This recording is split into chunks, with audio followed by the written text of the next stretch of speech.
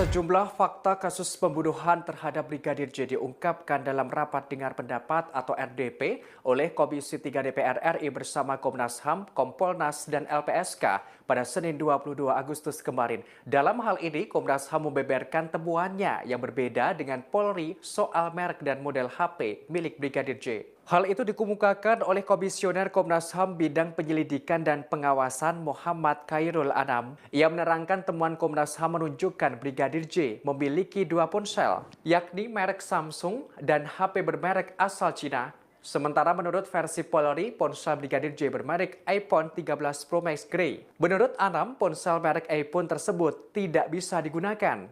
Anam menerangkan ada ponsel penting temuan Komnas HAM yang bermerek Samsung hingga kini belum ditemukan. Diungkapkan, pihak keluarga juga tidak menerima ponsel tersebut. Sebagaimana diketahui, Komnas HAM mendasari jejak digital ini pada percakapan online antara Brigadir J dengan kekasihnya Vera.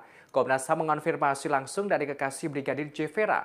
Ia menambahkan, Komnas HAM bergerak dari adanya ancaman komunikasi digital dan dugaan penyiksaan. Untuk itu, Komnas HAM mulai menguji dengan mendatangkan pihak-pihak terkait.